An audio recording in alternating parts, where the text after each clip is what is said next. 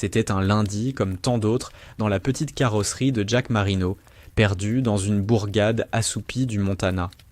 L'odeur persistante de l'huile flottait dans l'air, tandis que le souffle régulier du compresseur formait une sorte de battement hypnotique.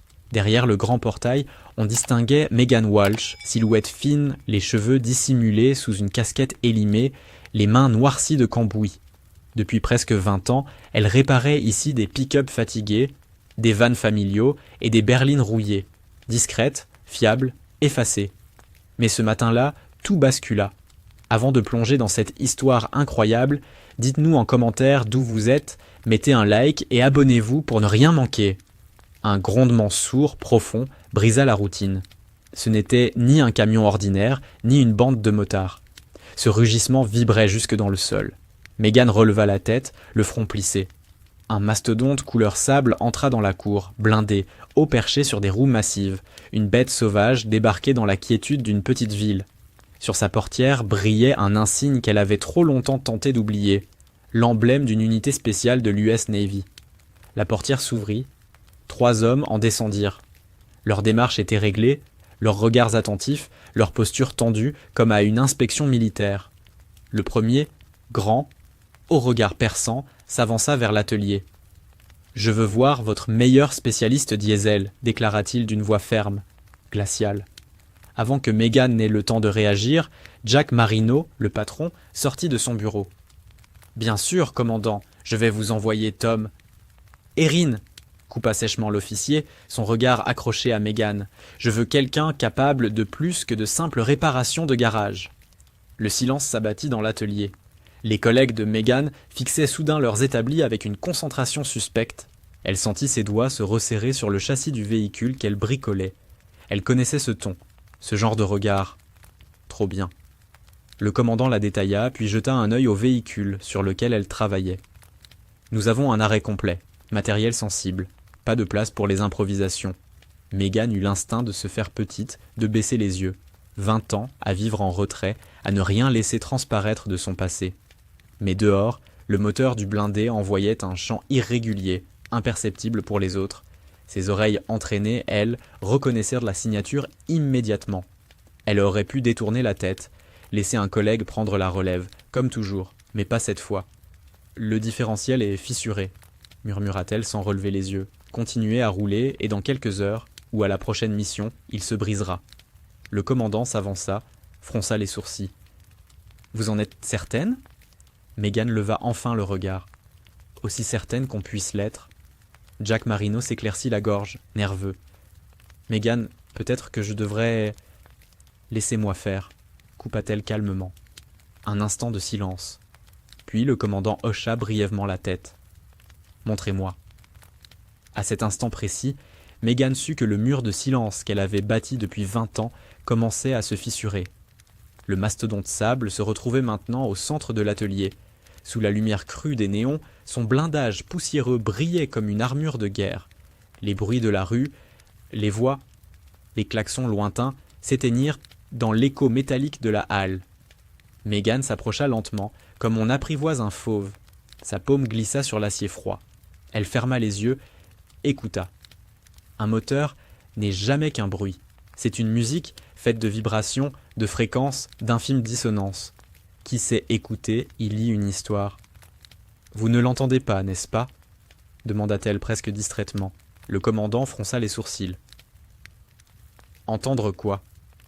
Ce sifflement discret, entre 2 tours, ce n'est pas de l'usure normale, c'est le métal qui cède sous la contrainte. Les 2 autres soldats échangèrent un regard sceptique. « Peut-être qu'elle a trouvé ça sur Google », murmura l'un d'eux. Megan ne broncha pas. « Google ne vous ramènera pas vivant du désert si votre véhicule lâche là-bas. Bonne chance avec ça. » Elle s'allongea sous le châssis, geste fluide, assuré. L'atelier tout entier suspendit son souffle.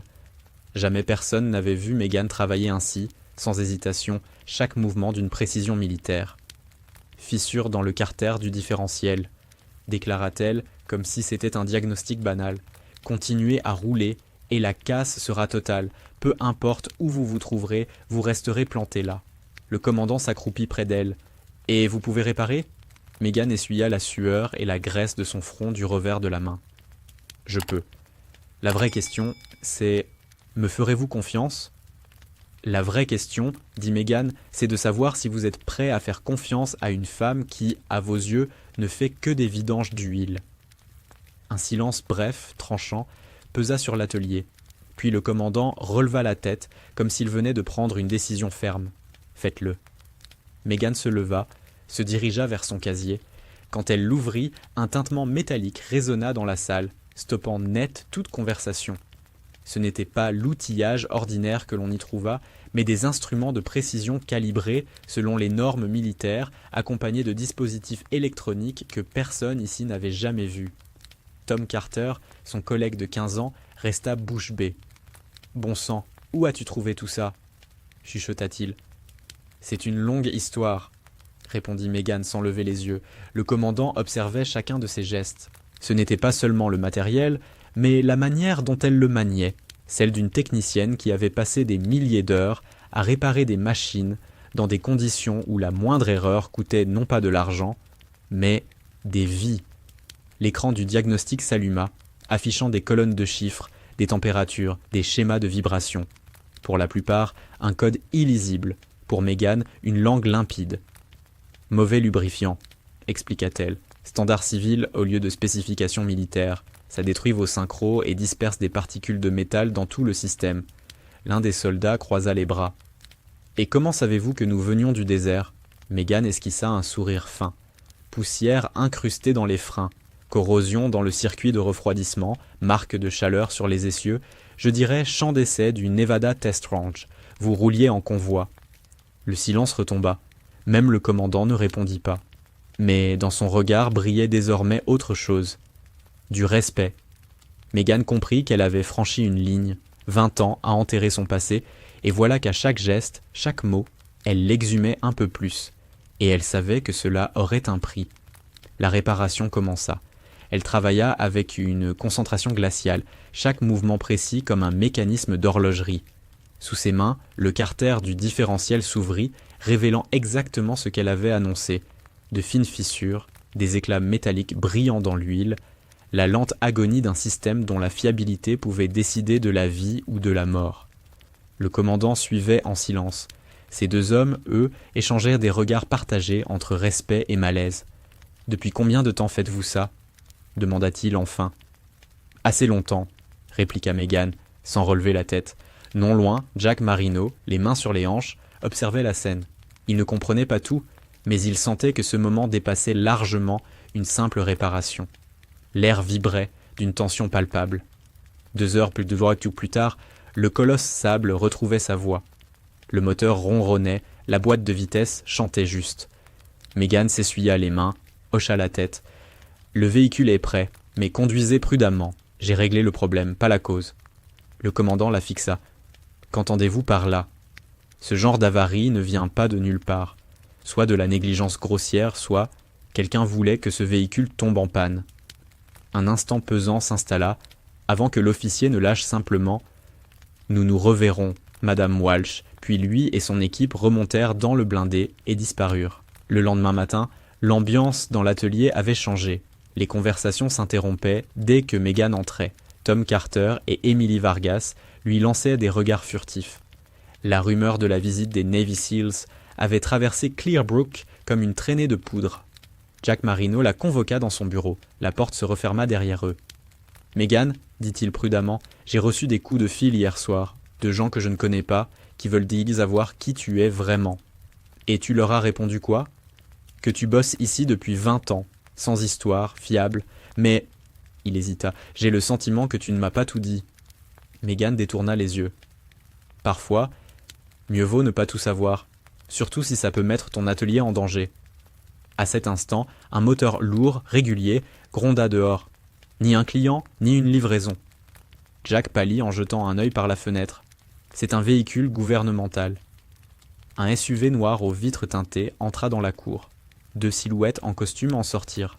Leur démarche respirait l'autorité de ceux à qui l'on n'ose jamais dire non. Ils présentèrent des insignes qui coupèrent la parole à Jack. « Naval Criminal Investigative Service », déclara la femme d'un ton glacial. « Nous voulons parler à Megan Walsh, tout de suite. Megan demeura immobile. Elle savait, c'était le moment qu'elle redoutait depuis 20 ans. Il s'agit d'un véhicule militaire, commença l'enquêtrice. Je n'ai rien fait d'illégal, répondit calmement Megan Walsh. Nous ne l'avons jamais prétendu, répliqua l'homme, mais votre diagnostic contenait des détails qu'on ne trouve pas dans le quotidien d'un simple garage. Jack Marino se tenait en retrait, mal à l'aise dans son propre atelier. On ne pourrait pas discuter ailleurs, en privé ? Demanda-t-il. Ici suffira, trancha la femme. À moins, madame Walsh, que vous ne préfériez nous suivre. Megan croisa les bras. Alors dites-moi clairement ce que vous voulez savoir. L'enquêtrice ouvrit un mince dossier. Nous avons constaté que vous êtes apparu à Clearbrook il y a 20 ans. Avant cela, presque aucune trace. Pas d'emploi stable, très peu de documents officiels, une présence numérique quasi inexistante. C'est singulier. Megan esquissa un sourire pâle, sans chaleur. Peut-être que j'aime simplement ma tranquillité, ou peut-être que je fuis quelque chose. Ces mots planèrent en l'air, glacial. Jack lui jeta un regard inquiet, mais elle ne réagit pas. Ce qui nous intéresse surtout, reprit l'homme, c'est de savoir comment vous avez acquis des connaissances sur des véhicules militaires encore en phase de test. Vos remarques sur le différentiel étaient précises, mais votre analyse des conditions d'utilisation, sable, chaleur, conduite en convoi, allait bien au-delà du hasard. Ça s'appelle l'expérience, dit Megan d'une voix égale. Expérience dans quel domaine ? Demanda l'enquêtrice en penchant légèrement la tête. Certainement pas dans un garage de petite ville. Le cœur de Megan battait plus vite. Elle savait que chaque réponse, chaque esquive ne ferait que soulever d'autres questions. 2 décennies à repousser ce moment. Et il était là, dans son atelier. Je lis beaucoup, je suis des formations, tenta-t-elle. La lecture ne donne pas une analyse tactique, coupa l'enquêtrice sèchement. Il faut de la pratique. Et vous en avez, manifestement. Jack Marino s'éclaircit la gorge, nerveux. Et ça veut dire quoi pour mon garage, tout ça ? Ça dépend de la coopération de madame Walsh, répondit l'homme sans détour. Megan inspira profondément. Son regard dériva vers son casier. Sous les outils ordinaires, quelques reliques d'une autre vie attendaient Andy toujours. Puis elle releva la tête. Je dois passer un appel. Les 2 agents échangèrent un coup d'œil. Nous écoutons. Pas ici. Quelqu'un doit replacer tout ça dans son contexte. Elle sortit dans la cour, téléphone en main. Le soleil cognait, mais elle ne sentait que le froid. Ses doigts tremblaient légèrement lorsqu'elle composa un numéro qu'elle n'avait pas utilisé depuis 20 ans. Une sonnerie.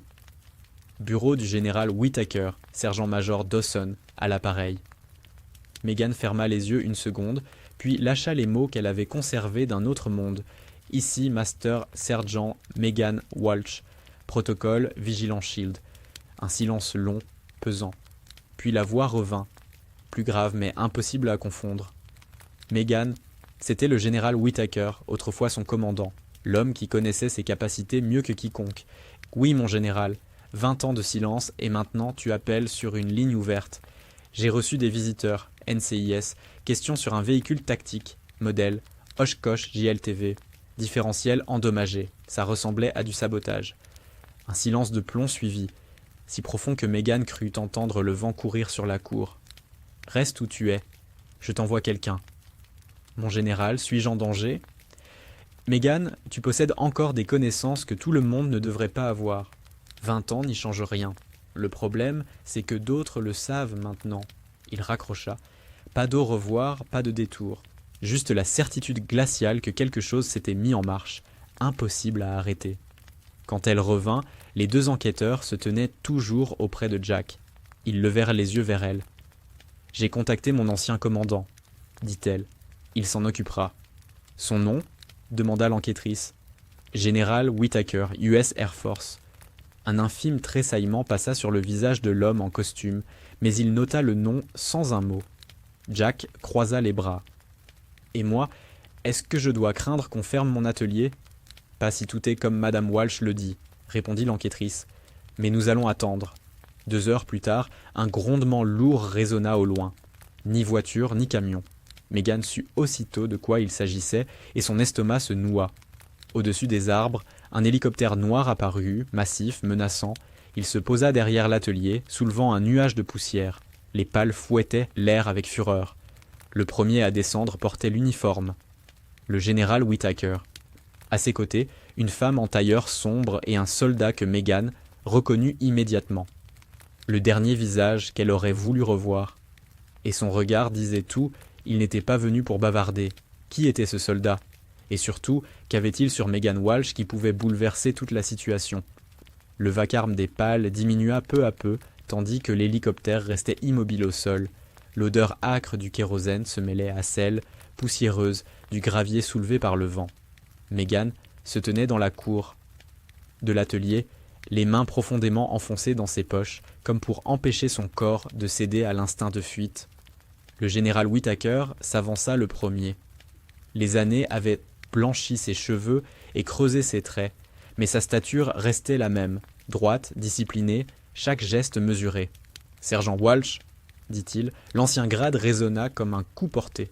Cela faisait des années qu'elle n'avait pas entendu ce titre. Derrière lui apparut une femme en tailleur sombre, grande, les traits nets, l'expression ferme de quelqu'un habitué à prendre des décisions que d'autres préfèrent éviter. Directeur Morgan, du Defense Security Service, la présenta Whittaker. Elle gère les affaires ou passées et sécurité nationale s'entrecroisent. Megan acquiesça brièvement, mais son regard se fixa sur la troisième personne. L'homme portait la tenue de combat, la casquette enfoncée bas.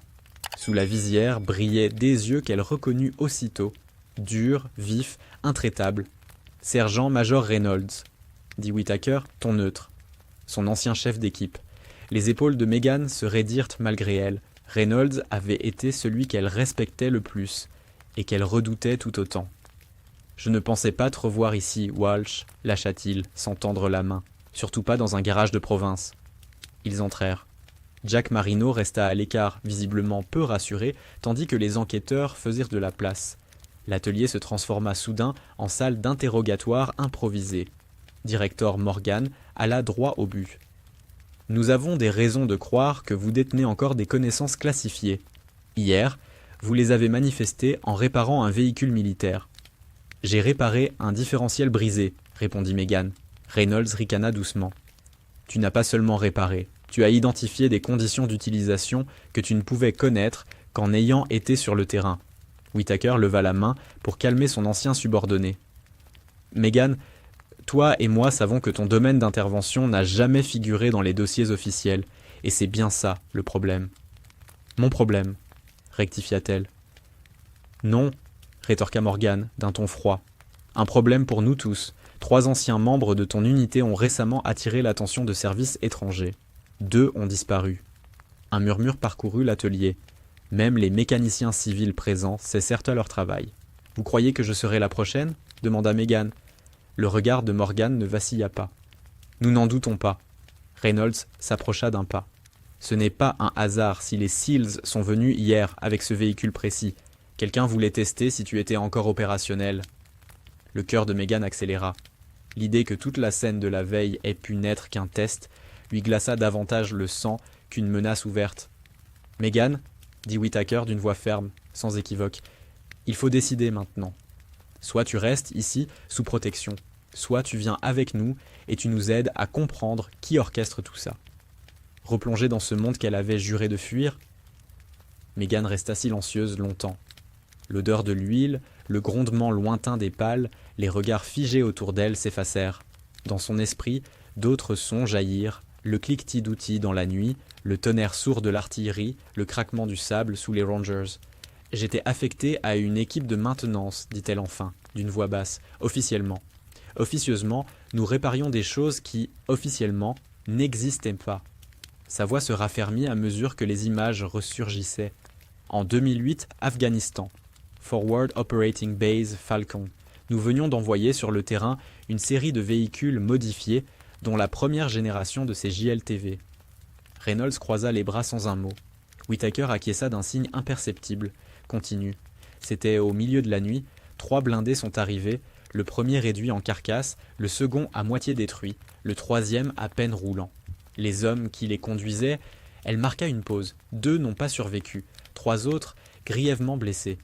Un silence épais envahit la salle, seulement troublé par le bourdonnement des néons. Le rapport officiel parla d'une erreur de conception, d'une cote fausse sur les plans. Pas ma faute, officiellement. Mais Megan serra les mâchoires. J'avais vu l'anomalie. J'aurais dû poser des questions. J'ai validé l'ordre sans rien dire. Reynolds s'avança encore. Tu penses toujours que c'était ta responsabilité, et ce n'était pas le cas, répliqua Megan, les yeux brillants.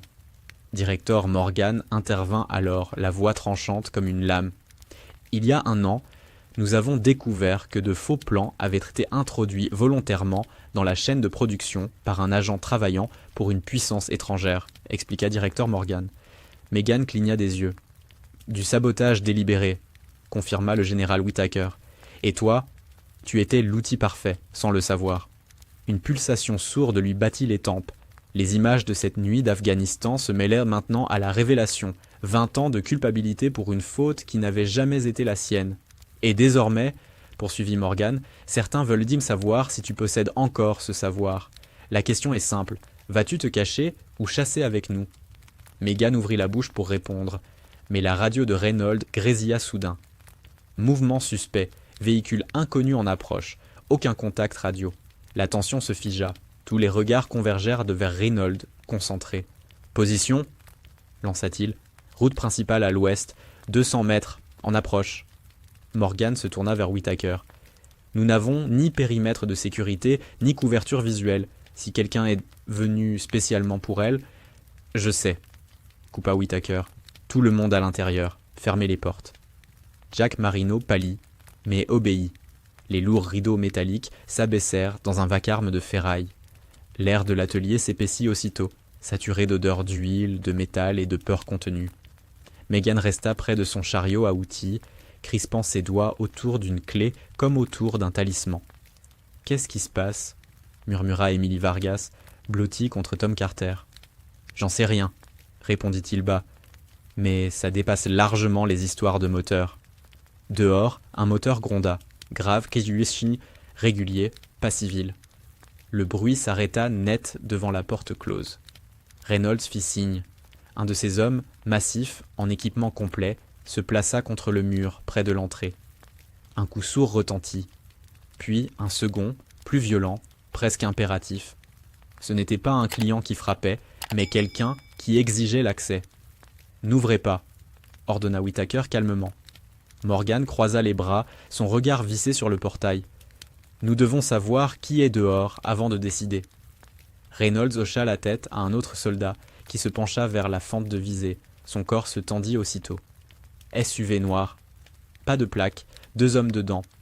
Un 3e devant le capot. Lunettes noires, oreillettes, latitude, sécurité rapprochée. Ou pire. Un nœud se serra dans l'estomac de Megan. Cet instinct ancien, celui qui l'avait autrefois sauvé en patrouille, avant même le premier tir. « Ils savent que je suis ici, souffla-t-elle. « Peut-être, répliqua Whittaker, mais ils ignorent qui d'autre se trouve avec toi. » La radio de Reynolds vibra de nouveau. Confirmation visuelle, le chauffeur porte l'écusson d'une société de sécurité privée. Mais cette société figure sur notre liste de couvertures ennemies. Morgan expira lentement. Alors, nous avons un problème. Reynolds fit un pas vers Megan. Voilà ton ultimatum, Walsh. Soit tu restes spectatrice en espérant que d'autres te sauvent, soit tu reviens dans la partie. Megan soutint son regard. Et si je ne veux plus jouer ? Trop tard, trancha Reynolds en désignant la porte d'un mouvement de tête. La partie t'a déjà rattrapé. Un nouveau choc ébranla la structure, accompagné d'un grincement métallique. Cette fois, les assaillants ne se contentaient à plus de frapper. Ils testent la solidité, grommela Reynolds. Whittaker sortit son radio. Alpha, verrouillez les positions. Pas de feu tant que je n'en donne pas l'ordre. Dehors, des pas crissèrent tombent sur le gravier. Lent. Prudente manœuvre. Quelqu'un changeait de position. Le cœur de Megan Walsh s'emballa. L'ancien réflexe revenait, le tunnel de concentration, la clarté glaciale avant une explosion de violence. « Sœur !» signala une voix à la radio. 2 silhouettes se rapprochent par l'arrière. Nous les avons en visuel. Reynolds jura entre ses dents. « Ils veulent nous encercler. » Directeur Morgan s'approcha de Megan. « S'ils pénètrent ici, c'est vous qu'ils visent. Le reste d'entre nous ne sera que dommage collatéral. »« Alors faites-moi sortir, » répliqua Megan sèchement. « Et laissez les autres derrière » lança Reynolds, mordant. Ce n'est pas comme ça que ça marche. Un fracas métallique coupa court. L'angle inférieur de la porte se plia vers l'intérieur, laissant filtrer un ray de lumière. Merde, ils utilisent mal du matériel, grogna Reynolds. Ça ne tiendra pas longtemps. Whittaker prit la parole d'un ton ferme, implacable. Alpha, préparez-vous. On verrouille l'entrée.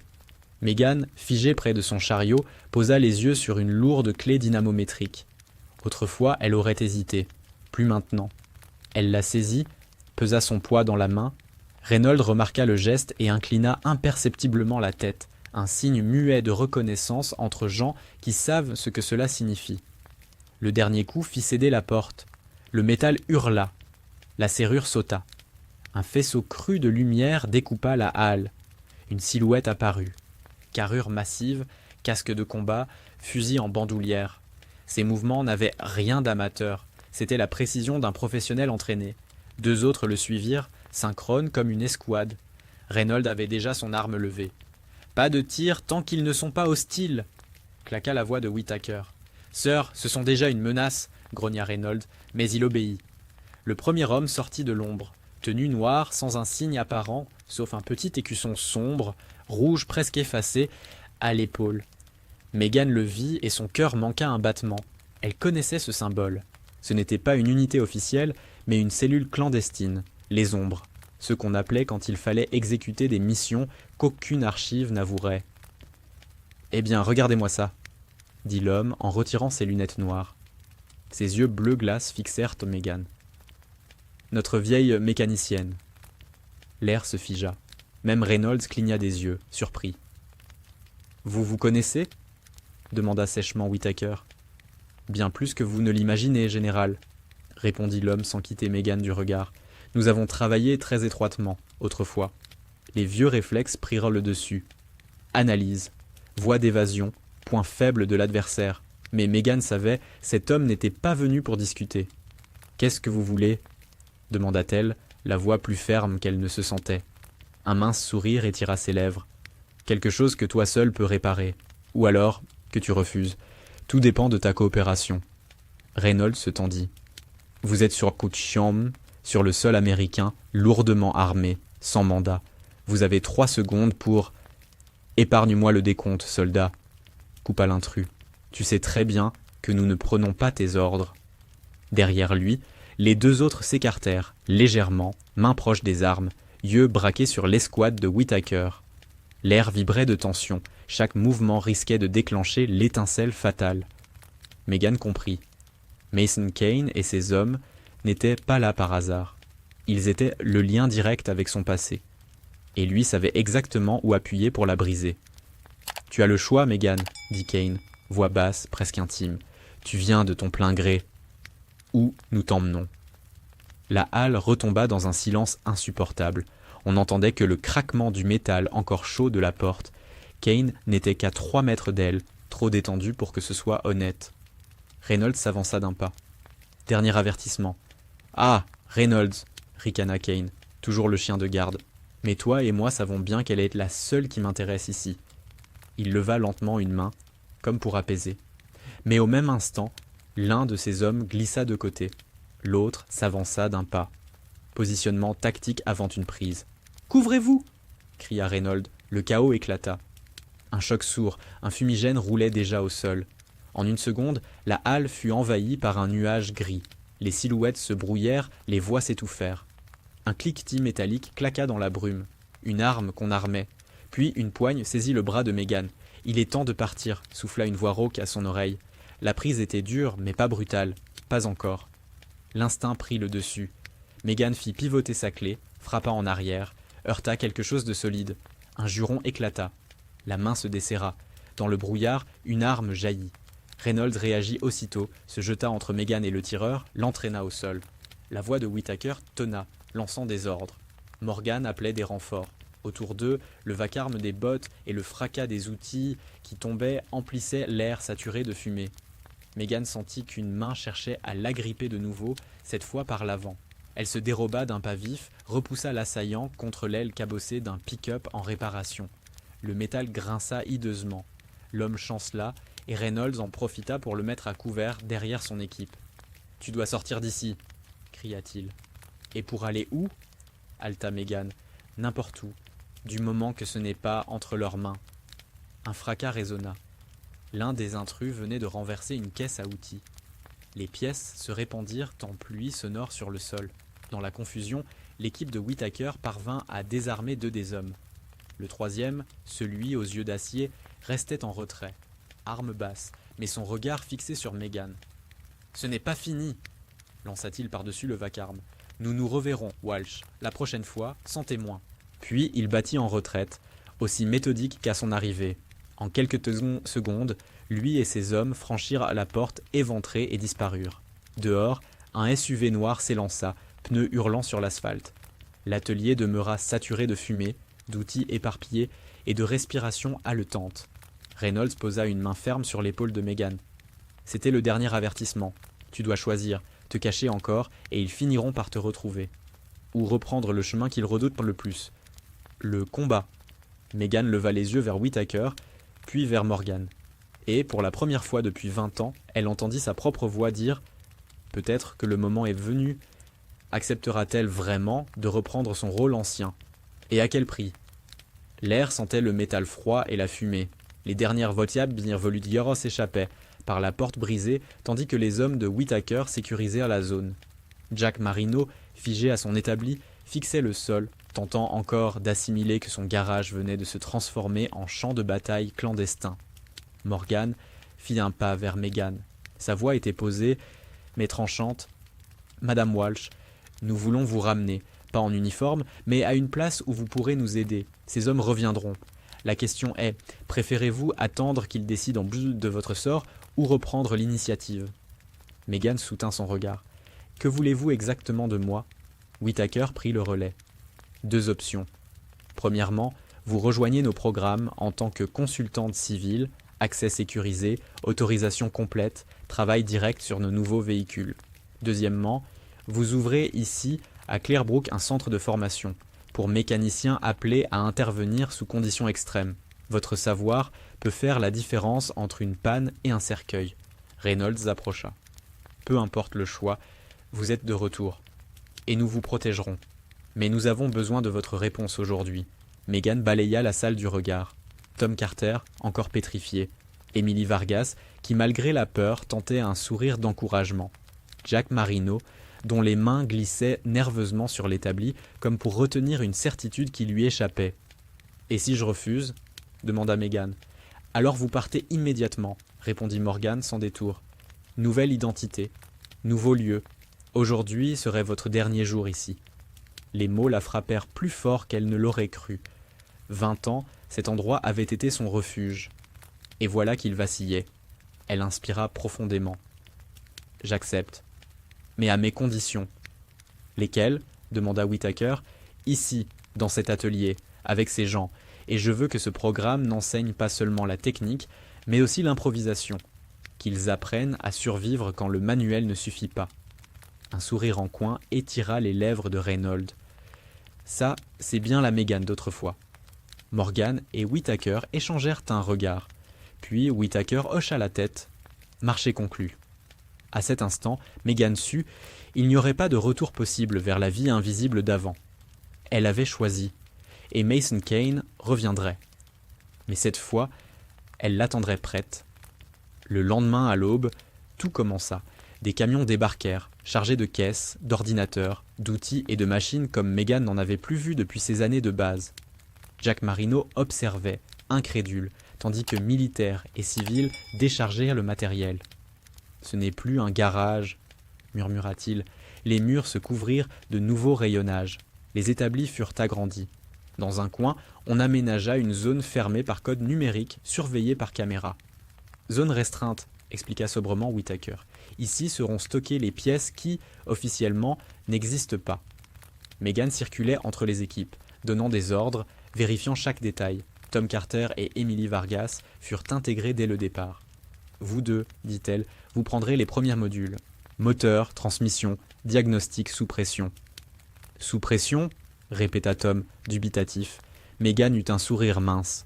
« Je parle de la vraie pression, celle où, dehors, quelqu'un rêve de vous faire sauter. La première semaine, les stagiaires arrivèrent.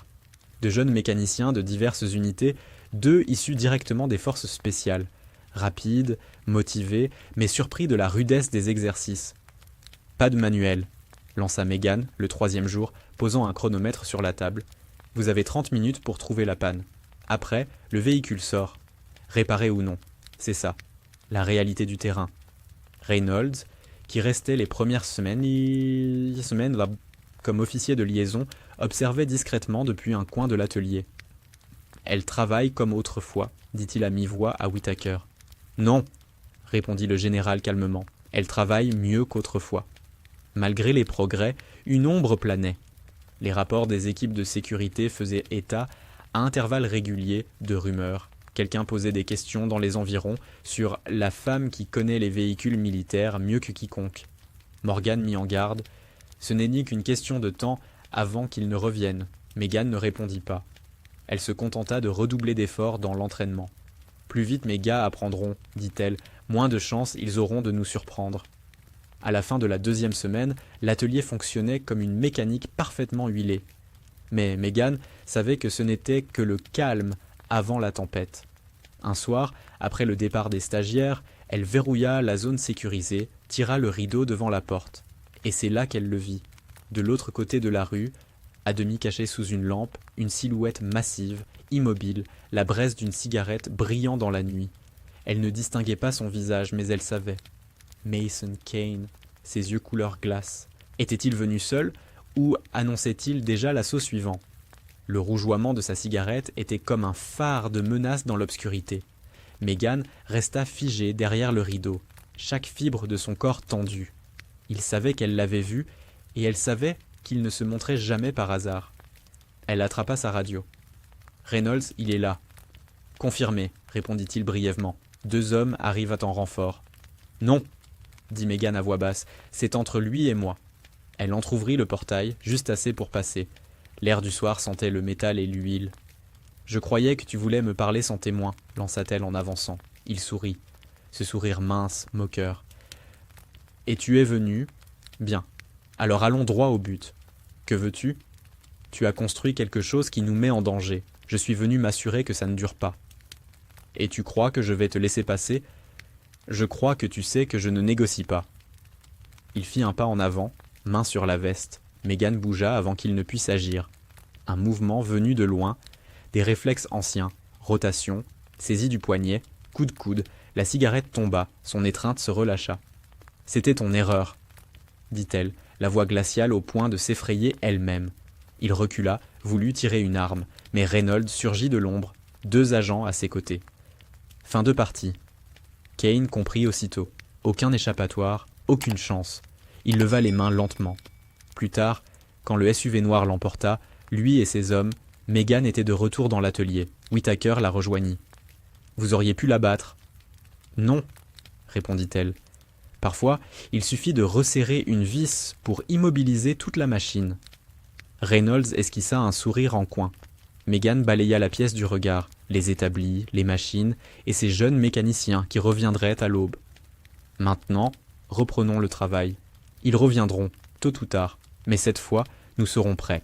La caméra aurait reculé lentement, montrant l'atelier baigné d'une lumière chaude, tandis que dehors, la nuit s'épaississait. Mais à l'intérieur, la lumière ne venait pas seulement des lampes, elle brûlait dans ceux qui s'y préparaient,